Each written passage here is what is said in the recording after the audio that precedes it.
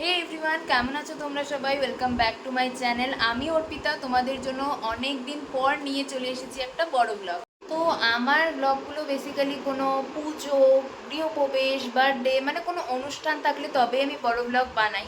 তো আজকের ব্লগটা কিন্তু নিয়ে চলে এসেছি লোকনাথ পুজোর উপলক্ষে। তো আমাদের বাড়ির লোকনাথ পুজোতে কি কি করলাম, কি কি ভোগ দিলাম, সেগুলোই তোমাদের সাথে আজকে শেয়ার করব। আর সবটা ডিটেলসে তোমাদেরকে আমি আজকে দেখাতে পারিনি, কারণ দুজন মিলে অনেক কিছু করতে হয়েছে, ভোগ টোগ বানাতে হয়েছে। তো যতটুকু পেরেছি ততটুকুই দেখাচ্ছি। আর ব্লগটা স্কিপ করো না, দেখে যাও। তো সকালবেলা স্নান টান করে এখানে বসে পড়েছিলাম সাদা ফুল দিয়ে লোকনাথ ঠাকুরের জন্য মালা গাঁথতে। আর সাদা ফুল দিয়েই নাকি লোকনাথ ঠাকুরকে মালা দিতে হয়, সেই জন্য এখানে মা সকালবেলা সাদা ফুল এনে দিয়েছিল। আর এখানে আমি মালাটা গেঁথে নিচ্ছিলাম।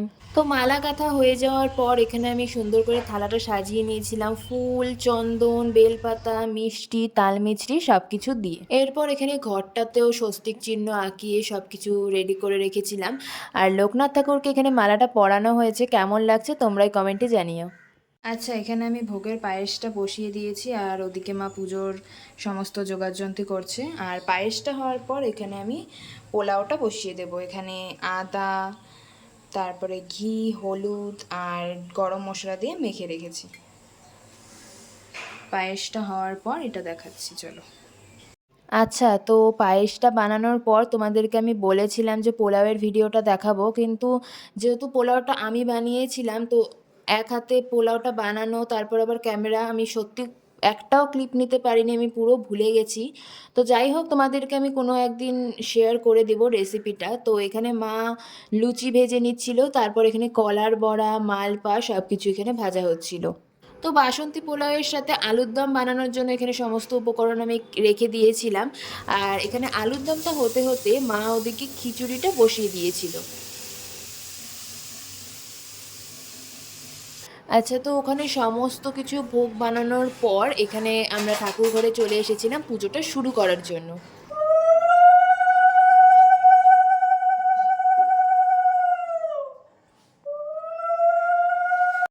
ওকে, তো এখানে মা ঘরটা বসানোর পর তারপর এখানে ডাব, ফল, মিষ্টি সমস্ত কিছু নিবেদন করার পর সেই ভোগগুলো এনে এখানে সুন্দর করে সাজিয়ে দেওয়া হয়েছিল। আর ভোগগুলো সুন্দর করে সাজিয়ে দেওয়ার পর ঠাকুর ঘরটা দেখতে কিন্তু ভীষণ মিষ্টি লাগছিল।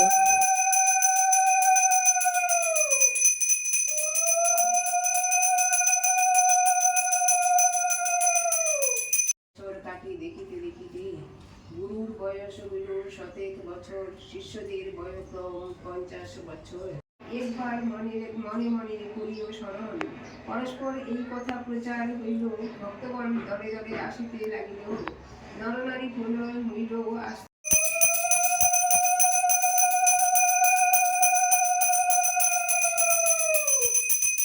তো সমস্ত কিছু করার পর আমাদের ফাইনালি পুজো কমপ্লিট হয়ে গেছে। তো চলো তোমাদেরকে দেখাই আমরা কি কি ভোগ নিবেদন করেছিলাম।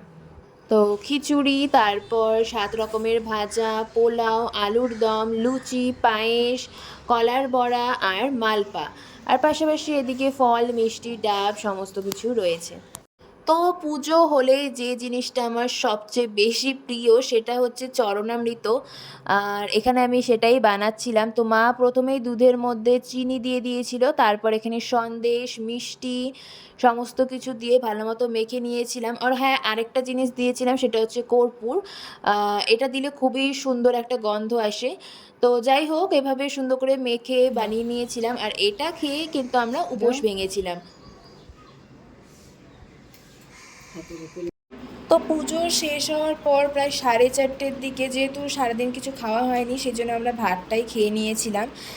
মা সিম্পল একটু ডাল আর বড়ার ঝোল বানিয়ে রেখেছিল, তো সেটা দিয়ে ভাতটা খেয়ে নিয়েছিলাম। তো এরপর আমাদের এখানেই বাড়ির সামনে আরেক জায়গাতেও নেমন্তন্ন ছিল, তো সেখান থেকে মা অল্প প্রসাদ নিয়ে এসেছিল।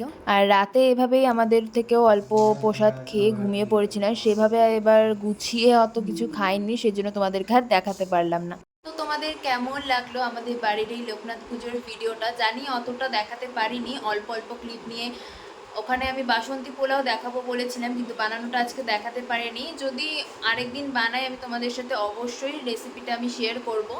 তো কেমন লাগলো তোমাদের এই ভিডিওটা অবশ্যই কিন্তু জানিও, আর কারা কারা বাড়িতে লোকনাথ পুজো করলে সেটাও কিন্তু আমাকে জানাতে ভুলো না। তো আজকের ব্লগটা এখানে এন্ড করছি, টাটা।